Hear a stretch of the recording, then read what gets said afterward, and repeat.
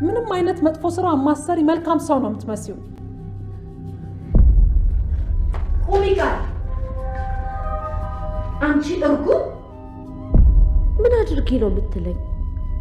እንደውም ለብሌን ነው ጥሩ ስሜት የሚሰማኝ። ለምን? ተስፋ አደርጋለሁ። ውሸት ነው። በቃሽ ቃል፣ መዋሸት አይሰለችሽም? እኔ እኮ ብር ስትሰጫት እያየው ነበር። እኔ እንዳንቺ መጥፎ ሰው ስላልሆንኩኝ እያገዝሻት እንጂ እየከፈልሻት አልመሰለኝም ነበር። ቁጭ በይ ብያለሁ፣ ቁጭ በይ። አዎ ምን ነው ማድረግ እንዳለብኝ አላውቅም። ምንም ማድረግ አያስፈልግህም፣ ምክንያቱም ምንም ብታደርግ እኔ አላምንህም። ለማንኛውም ሰላም ሀሳቧን ስለቀየረች ያቀርከውን ነገር በፍጥነት ተወውና ናሙናውን ይዘህልኝ ና። ምንም ልታደርግ ትችላለች።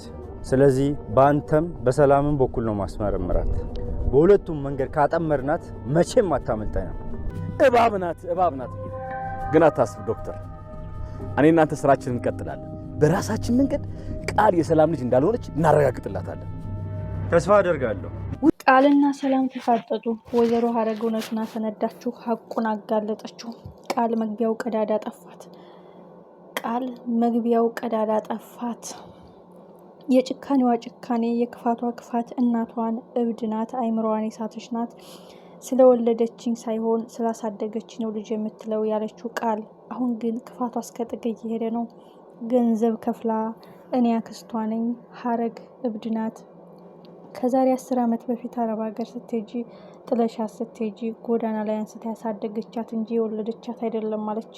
ወይዘሮ ሀረግ ግን ለገንዘብ ብለሽ ህሊናሽን አቆሸሽ፣ ለገንዘብ ብለሽ ወዳጅነታችን አቆሸሽ፣ ምን አይነት ርካሽ ነሽ በማለት ጎረቤቷን ቅጥ አድርጋ የሚገባትን ቦክስ ሰጥታታለች። ገንዘቡን ስትቀበይ አይቼሻለሁኝ፣ ብትቀበይ እኔ ጓደኛሽን እኔን ወዳጅሽን ሽጠሽ እውነትን ቀብረሽ የእውነት እንቅልፍ ትተኛለሽ፣ ህሊናሽ ይሰራልሻል፣ አስተሳሰብሽ አይቀየርም፣ መርዝ የሆነ ንግግር ተናግረሽ እውነት ፈጣሪ ይቅር በለኝ እያልሽ ትኖሪያለሽ። ምን አይነት ርካሽ ነሽ በማለት እንግዲህ ጎረቤቷን የሚገባትን ካልቾ የቆሸሸ ብሩን ሁሉ ቀምታት ሄዳለች። ወይዘሮ ሀረግ ሀቅን ይዤ ሀሰተኛ፣ እውነትን ይዤ ከዳተኛ፣ ጤነኛ ሆኜ በሽተኛ ተባልኩኝ። ይህም አምጬ በወለድኳ ልጅ ቆሻሻ ጣያት ባለኝ አባቷ እንዴት ጨክኜ ጥላት አለው እኔ እናቷ አሳድጋታለሁ ብዬ ተሰቃይቼ ባሳደግኩ ተከዳሁኝ።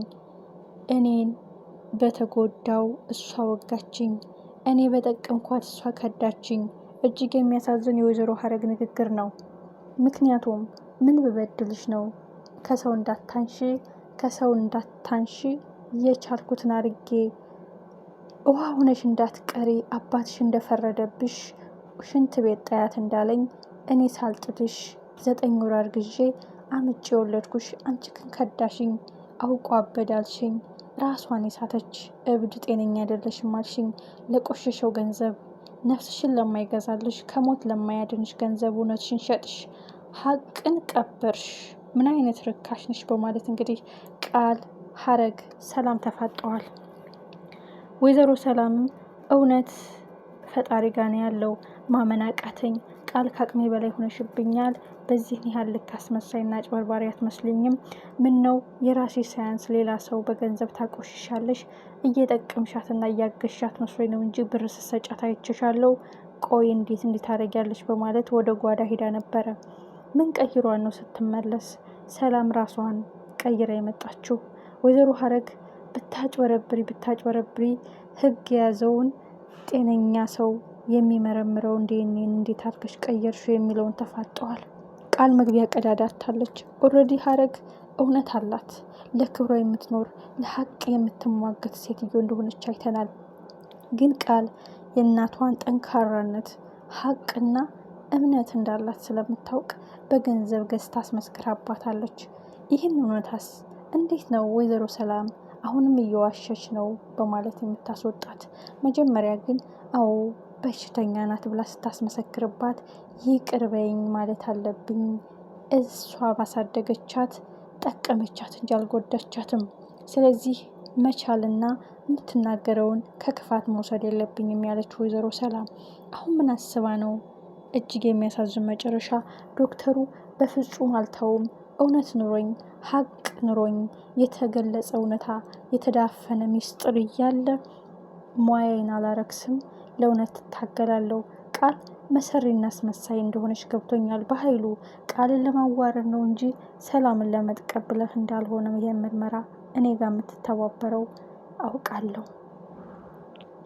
አንድ ቀን ነገሮች ሲስተካከሉ እኔንም ታስወግደኛለህ።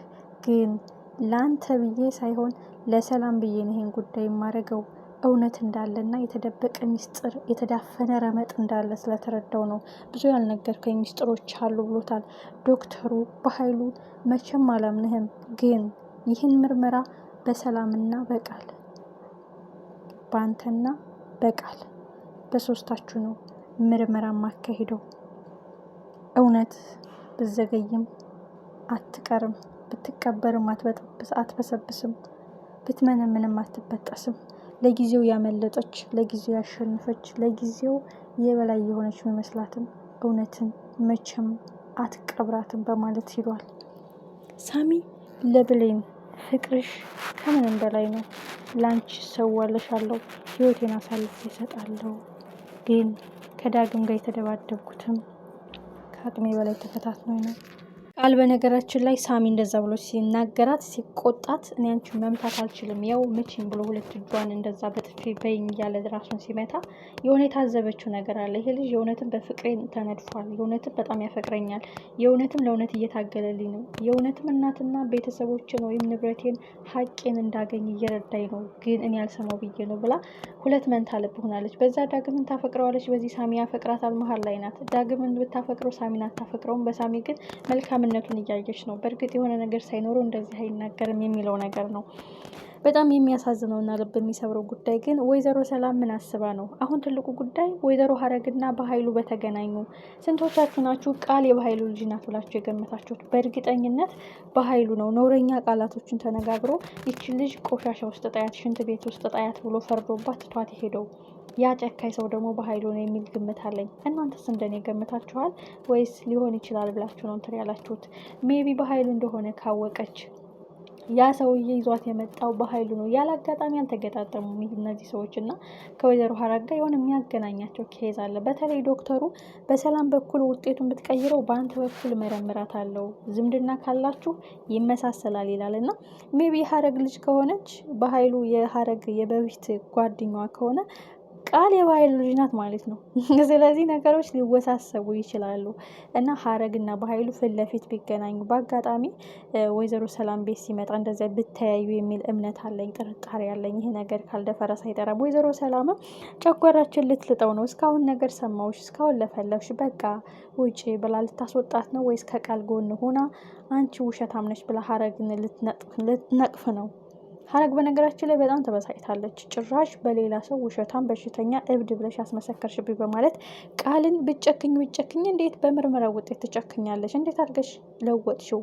ስታስቢው እናቴ አይደለሽም ብለሽ በደካማ ጎኔ ስትገፊ ዝም ምልሽ ይመስልሻል? እኔ አምጬ የወለድኩሽ ነኝ፣ አባትሽ አውጥተሽ ጣያት ብሎ ሲጨክንብሽ እኔ ያሳደግኩሽ ነኝ። ስለዚህ ነገ ላጣሽ አልፈልግም፣ ወንጀል ውስጥ እንድትዘፈቂ አልፈልግም እያልኩ ነበረ። አሁን ግን በእጅሽ ይዘሽው የመጣሽውን ቢለዋ ደግመሽ ባመጣሽልኝ አልከራከርሽም፣ ልጄ ብዬ አልለማመጥሽም ብላ ነው የተናደደ ንዴቷን የነገረቻት እና ውጤቱ እንዴት ብለሽ አስቀየርሽው ብላ ፍጥጥ ስትልባት ነው ቃል መግቢያ ቀዳዳ ያጣችው። ኦልሬዲ እናቷን ከመጉዳት እናቷን የሆነ ነገር ከማድረግ ወደኋላ አትልም በጭራሽ። እጅግ አጓጊና ልብ አንጠልጣይ ቀጣይ ክፍል ሁላችንም በጉጉት የቃል